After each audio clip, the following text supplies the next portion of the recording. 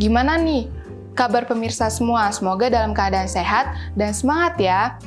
Wah, nggak kerasa nih teman-teman, udah di episode 10. Kita episode yang terakhir, yang tayang di YouTube channel Unai TV. Oke, kali ini kita akan membahas pembahasan yang agak berat nih teman-teman dari pembahasan yang sebelumnya.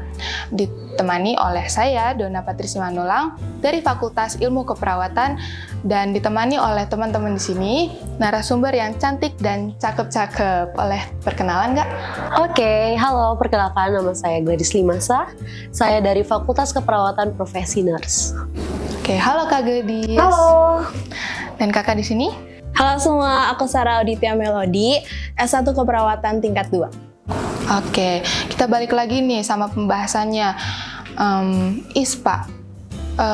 Terdengar asing sih di telinga aku, mungkin terdengar juga asing sama pemirsa semua. Tapi jangan khawatir, karena Nurse Talking Inspiration akan membuat kita banyak mengetahui masalah kesehatan. Terlebih juga di pembahasan kita episode kali ini. Nah, langsung saja kita ke pembahasannya. Oke, gimana nih Kak?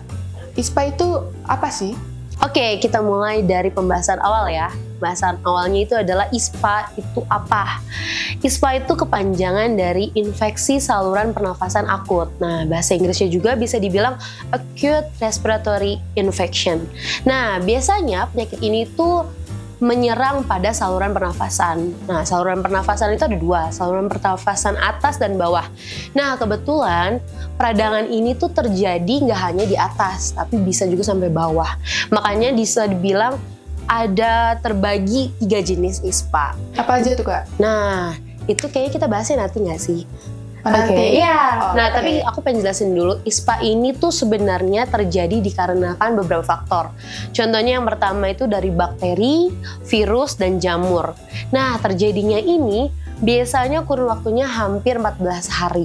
14 hari? Iya, 14 hari itu dimana proses awal terjadinya infeksi, tertularnya agen, lalu terjadinya infeksi, peradangan, dan terjadi proses penyakit tersebut. Nah, kita bisa mungkin lebih jelasin lebih dalam lagi tentang penyakit ISPA ini. Nah gitu ya teman-teman, jadi ISPA itu infeksi saluran pernapasan akut. Nah Kak, kalau gejalanya tuh kayak gimana ya? Kemarin tuh aku sempet yang namanya batuk kering, terus juga pilek, itu termasuk gejala ISPA atau bukan? Ya, itu salah satu dari gejala ISPA, tapi jangan langsung kalau misalnya kita lagi batuk, terus kita langsung nyimpulin, oh aku kena ISPA nih, karena gejala ISPA itu sebenarnya ada beberapa. Yang pertama ada demam, terus dia bisa batuk, pilek, habis itu kadang juga suka nyeri di tenggorokan, terus juga kita bisa sesak nafas dan bisa timbul suara mengi. Oh, mengi ya? Mengi itu kayak gimana Kak? Mengi itu biasanya kita sebut dengan bengek. Oh iya, kayak tahu. ngik gitu kalau bernafas. Jadi bukan berarti aku kemarin batuk, pilek, kering gitu jadi ISPA ya? Bukan. Oke, kalau klasifikasinya nih Kak, kayak gimana ISPA? Oke, kita sekarang masuk ke klasifikasi ISPA ya. ISPA ini klasifikasinya terbagi 2. Yang pertama itu kita bahas mengenai pneumonia. Klasifikasi pneumonia dan non-pneumonia. Yang pneumonia ini biasanya terjadi pada saluran pernafasan bawah. Terjadinya gejala-gejala seperti sesak nafas, atau bisa sesak nafas itu ditandai dengan pernafasan yang cepat. Contohnya kayak kita ini manusia yang dewasa ya, nafas itu batas normalnya 18. Nah, kalau seandainya terjadinya ISPA pada sistem pernafasan bawah bisa melebihi dari 20 kali per menit gitu. Nah, untuk ISPA klasifikasi kedua yaitu non-pneumonia, biasanya itu hanya terjadi pada batuk dan pilek saja. Itu biasanya baru peradangan pada sistem pernafasan atas. Begitu. Oke, klasifikasinya udah pada tahu ya teman-teman. Nah sekarang aku mau nanya nih Kak, kenapa orang bisa mengidap ISPA? Oke, berarti itu masuk di penyebabnya ya, penyebab ISPA. Nah, seperti tadi yang udah disinggung Kak Gladys sedikit, penyebabnya ada virus dan bakteri. Nah, virusnya ini bisa berupa virus Haemophilus influenza, terus virus influenza yang biasa menyerang kita, makanya kita jadi flu. Lalu ada Streptococcus dan ada Staphylococcus. Lalu yang kedua ada alergen spesifik. Nah, alergen spesifik ini dapat berupa debu, terus asap, lalu suhu yang panas dan suhu yang dingin. Lalu yang ketiga ada perubahan cuaca dan lingkungan. Nah, perubahan cuaca ini yang kita alami sekarang nih, kadang-kadang cuaca sekitar kita ini panas terik, terus tiba-tiba hujan. Nah, itu salah satu ya berubah. Itu salah satu penyebab kita dapat terinfeksi ISPA. Lalu yang keempat ada aktivitas. Nah, bukan berarti kalau dibilang aktivitas ini salah satu penyebab ISPA, bukan berarti kita langsung nggak mau nih melakukan kegiatan apapun. Nah, maksudnya di sini kita terlalu banyak melakukan kegiatan sehingga kadang kita suka lupa gimana sih daya tahan tubuh kita ini, kita masih sanggup atau enggak. Jadi terlalu lelah gitu ya. Lalu yang terakhir ada asupan gizi yang kurang. Nah, asupan gizi yang kurang, kalau makan banyak tuh gimana, Kak? Kalau makan banyak, belum tentu gizi kita ini terpenuhi, Kak. Mungkin kita makan banyak, tapi yang kita makan itu mie instan. Di situ nutrisinya apa? Jadi kalau misalnya kita mau gizi terpenuhi, harus ada karbohidrat, protein, vitamin, terus serat. Nah, itu baru lengkap. Oke, jadi bukan berarti kalau kita makan banyak terus gizi kita terpenuhi ya, harus ada nutrisi-nutrisi yang lain yang melengkapi. Oke, nah Kak, aku mau nanya, tadi kan Kakak ada bilang nih, perhatian khusus ISPA itu ada di radang paru atau yang kita sebut pneumonia. Nah, gejalanya tuh ada apa aja? Oke, kita sekarang mau bahas lebih dalam lagi nih. Tadi udah sempat dibahas mengenai tanda dan gejala ISPA. Sedangkan gejala ISPA sendiri terbagi 3. Yang pertama ISPA ringan, ISPA sedang, dan ISPA berat. Biasanya kita bahas yang pertama ya, ISPA ringan itu hanya pada batuk, pilek, dan demam saja. Demamnya itu biasanya tuh hanya sekitar sampai 37 derajat aja. Itu biasanya kalau ISPA-nya ringan. Ya. Sedangkan kalau kita bahas mengenai ISPA yang udah sedang nih gejalanya, itu masih tetap ada batuk pilek, demam juga ada, tapi demamnya ini biasanya lebih dari 39 derajat. Itu biasanya kalau untuk anak-anak tuh udah menggigil ya, bisa juga sampai kejang demam. Udah makin parah ya? Iya, udah makin parah. Nah, biasa juga ini akan ngefek ke tenggorokan. Biasanya tenggorokan itu kalau kita lihat pakai senter, itu biasanya tuh daerah tenggorokan itu udah merah banget. Nah, itu tanda bahwa terjadinya peradangan pada sistem pernafasan atas. Nah, habis itu selain tenggorokan, biasanya di telinga. Telinga tuh udah kerasa sakit atau enggak seringkali kerasa kayak apa ya, bunyi berdenging gitulah, seperti kayak gitulah. Berdenging dan akhirnya jadi ngefek ke sakit kepala. Nah, kenapa bisa sampai ke sakit telinga? Karena sistem pernafasan itu kan nyambung ya. Ada, kita bisa sering bilang THT. Telinga, hidung, dan tenggorokan. Makanya kalau salah satunya bermasalah, pasti nyambung salah satunya lagi. Nah, tambah lagi biasanya kalau untuk ISPA di gejala sedang ini ditambah lagi dengan fast breathing. Sama ya kayak tadi di awal udah dijelasin. Kayak contohnya anak-anak sih lebih kelihatan banget ya anak-anak. Biasanya nafasnya juga lebih cekung karena dia ngerasa sesak nafasnya itu. Nah, kita bahas lagi untuk gejala ISPA yang beratnya. Sebenarnya masih sama, jadi jatuhnya itu kayak berurutan ya. Tapi ada tambahan lagi. Kalau untuk di ISPA berat itu biasanya tambahannya itu adalah sianosis. Sianosis? Ya, sianosis itu apa ya? Nah, sianosis itu biasanya sering dibilang kekurangan oksigen di dalam tubuh manusia. Nah, kenapa bisa kekurangan oksigen? Karena paru-parunya aja kan lagi sakit nih, lagi bermasalah. Jadi dia nggak bisa nge-supply dia punya oksigen ke seluruh tubuh. Nah, ditambah lagi biasanya dikarenakan sianosis, ISPA berat ini bisa menyebabkan terjadinya penurunan kesadaran. Bahkan bisa ya kalau seandainya untuk pasien-pasien atau orang-orang yang memiliki riwayat penyakit pada sistem paru, contohnya kayak asma, PPOK, atau TB, itu bisa bermasalah sampai ke ruang ICU. Gitu. Waduh, bahaya banget ya teman-teman. ISPA itu ada yang ringan, ada yang sedang, ada yang sampai berat tadi ya. Iya, betul. Oke, kalau cara penularannya sendiri gimana tuh, Kak? Oke, cara penularan yang utama itu melalui droplet. Tahu nggak droplet apa? Apa tuh, Kak? Droplet itu percikan air liur kita pas kita bersin, pas kita batuk. Terus kan itu otomatis kalau misalnya kita nggak nutup itu nyebar kan ke orang lain yang nggak sakit. Nah, jadi sebenarnya ada etika bersin dan etika batuk. Gimana kalau misalnya kita bersin, kita harus tutup mulut kita pakai tangan atau tisu, atau enggak kita bisa menutup mulut kita dengan lengan kita. Dan jangan lupa habis itu buang tisunya Ke tempat sampah. Iya, ke tempat sampah. Nah gitu teman-teman, bukan berarti kita sakit, bersin, batuk, jadi dimain-mainin ya sama teman-teman. Tahu-tahu ISPA kan bisa nyebarin ke teman yang sehat. Oke, lanjut. Gimana nih Kak cara pencegahannya terhadap penyakit ISPA? Oke, kita sekarang masuk ke pencegahan ya. Pencegahan itu ada 3. Sebenarnya ini pencegahannya tuh suatu hal yang sebenarnya simple ya. Hal yang biasanya kita selalu lakukan. Tapi hal simple ini tuh kadang membuat orang tuh untuk melupakan. Ya, bisa dibilang juga menyepelekan hal tersebut. Nah, contohnya yang pertama nih ya. Yang pertama itu adalah perbaikan untuk gizi atau asupan makan.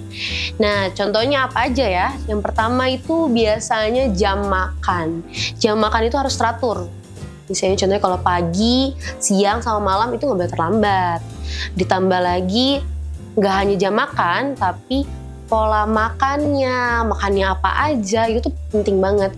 Contohnya kalau kita ngerasa kita punya sistem imun yang sensitif, yang mudah sakit nih, tapi kita hobinya jajan terus, itu pasti bakalan ngedrop itu. Iya. Tapi bukan berarti nggak boleh jajan banget ya. Sebenarnya kalau untuk berubah supaya kita nggak jajan itu butuh perubahan yang sedikit-sedikit, nggak bisa langsung perubahan besar. Ya betul, bertahap. Contohnya kalau kita mau jajan, boleh lah kita jajan, tapi kita tahu mana yang kita rasa butuh banget, yang kita pengen banget, sama yang kayak masih bisa kita tahan gitu. Selain itu, selain makan, kita juga ada pencegahan kedua, yaitu dengan perbaikan sanitasi lingkungan. Sanitasi lingkungan ini kadang orang cuma menganggapnya kayak rumah ya, sanitasi lingkungan itu. Padahal sebenarnya sanitasi lingkungan, contohnya kayak kita di asrama ya. Di asrama itu penting banget tuh. Contohnya beresin kamar, beresin baju, sering ganti baju, itu tuh penting banget sebenarnya. Sanitasi lingkungan tuh nggak hanya sekedar cuma lingkungan asrama atau lingkungan sekolah, lingkungan kuliah, tempat kuliah, itu nggak hanya itu aja. Yang ketiga ini tuh fokusnya ke diri sendiri nih.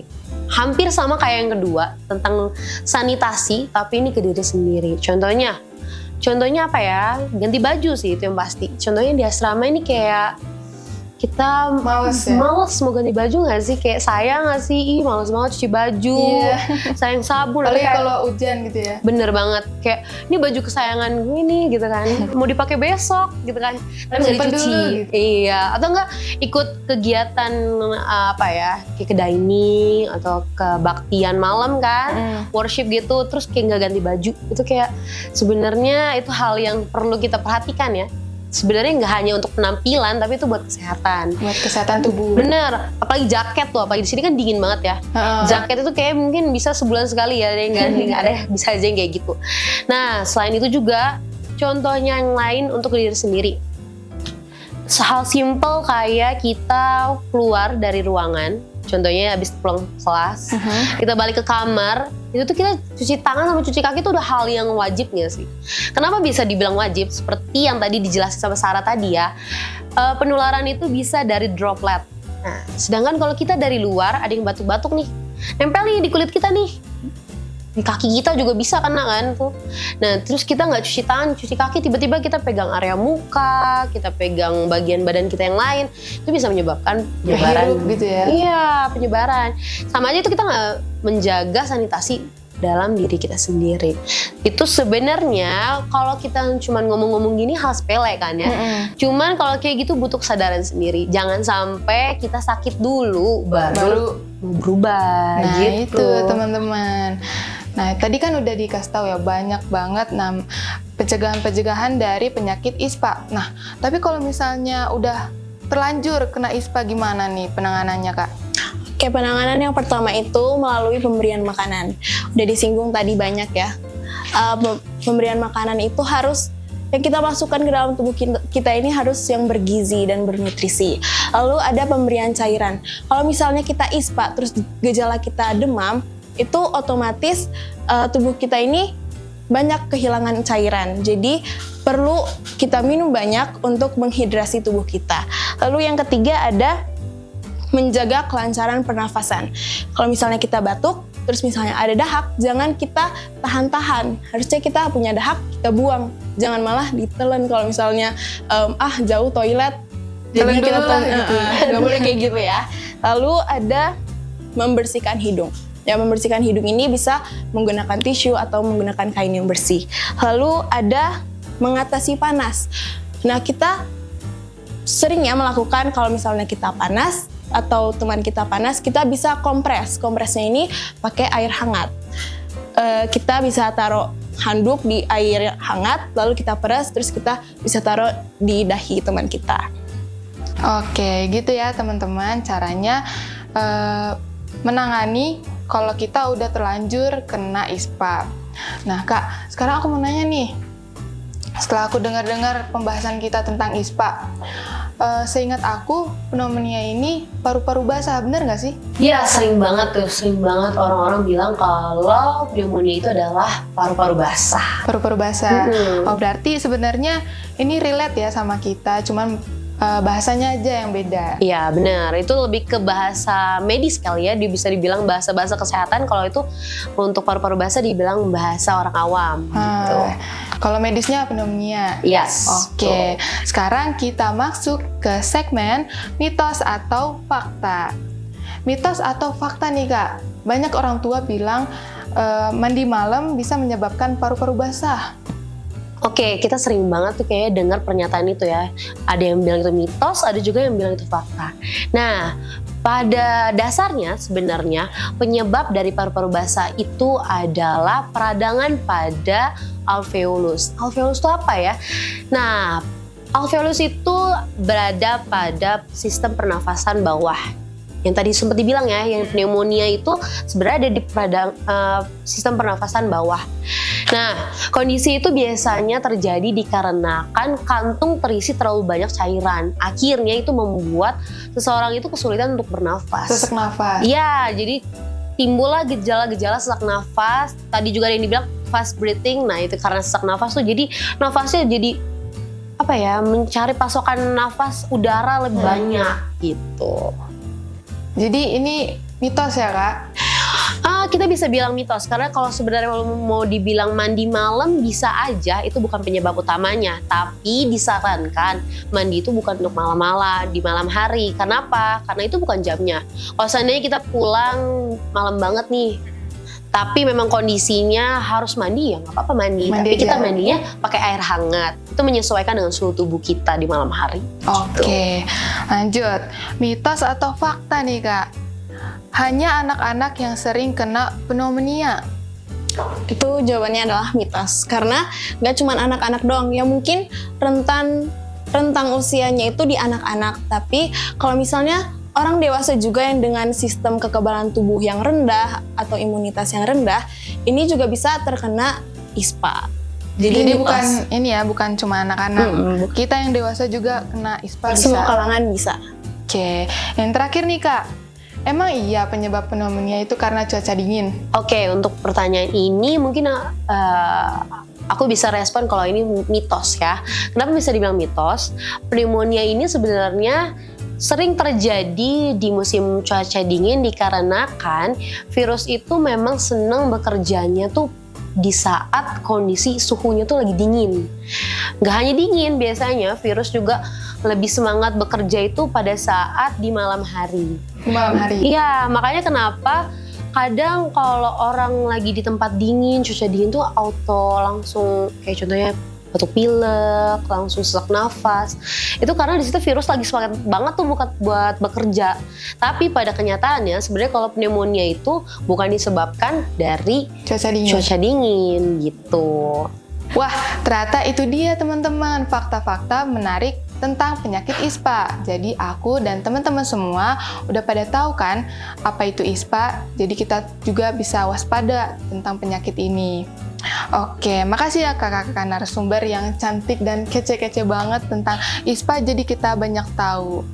Dan terima kasih juga buat penonton yang setia menonton video ini sampai akhir. Yuk kita share video ini ke teman-teman kita, teman-teman tersayang dan sekitar kita supaya kita bisa menghindari dari penyakit ISPA. Sekian dari video kita pada saat ini. Saya Donna Patricia. Saya Sarah Auditya Melody. Saya Gladys Limasa. Pamit undur diri dan jangan lupa untuk selalu menyaksikan Nursing Talk Inspiration setiap Selasa jam 16.00 waktu Indonesia Barat di YouTube channel Unai TV. Bye-bye! Bye-bye!